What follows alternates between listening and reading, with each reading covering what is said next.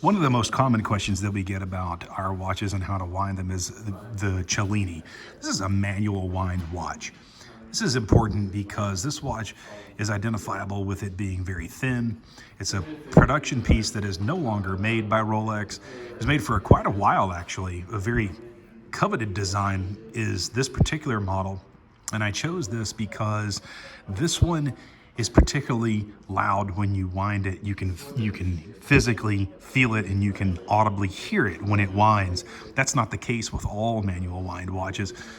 This watch is really a great watch, and it's in very high demand now. It's really becoming sort of a Renaissance watch of its own.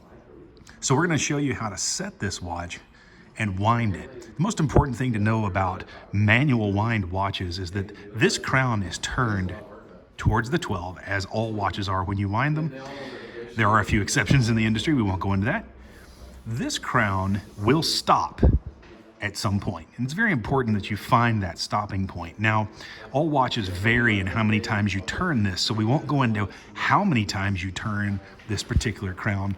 We'll just simply say, turn it till it stops. Now, one of the ways that I safely turn this crown is I run my finger underneath it. And you can see where it turns the crown when you run your finger underneath it. The reason that this is safe is because once it gets fully wound, it'll actually skip. And when it stops, it'll actually slide along your finger. That's a little bit safer way. Now, the other way is most people feel like they need to turn the crown this way. Well, that's fine too, but just remember, when you start feeling that, when you feel the bump, you'll start feeling this watch tighten up just a little bit, and you'll feel it hit the bump. And when it hits the bump, you stop. Because if you don't, you can overwind the watch, and you can cause the mainspring to snap.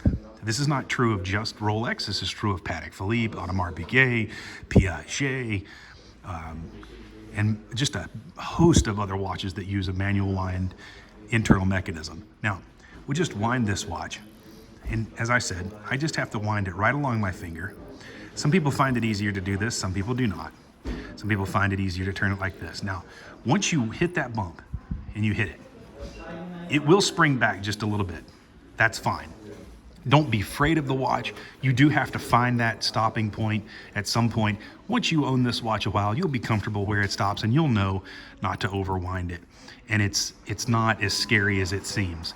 And the way that you set the watch is very easy. There's no date to worry about, so you simply just pull the crown out, put your fingernail underneath. That's all it requires. Fingernail underneath, pull it out.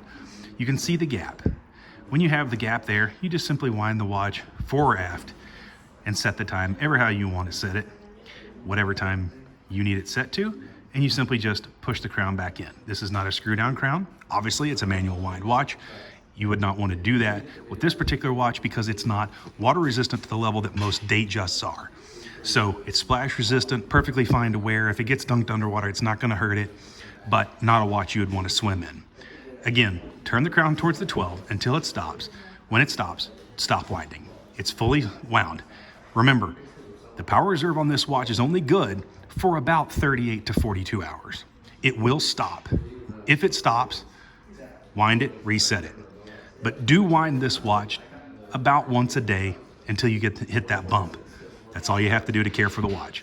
Enjoy your Rolex Cellini and any other manual watch that you have. They're really great. They're intimate. No other watch requires that kind of attention. I love my manual winds. This is the Rolex Cellini manual wind.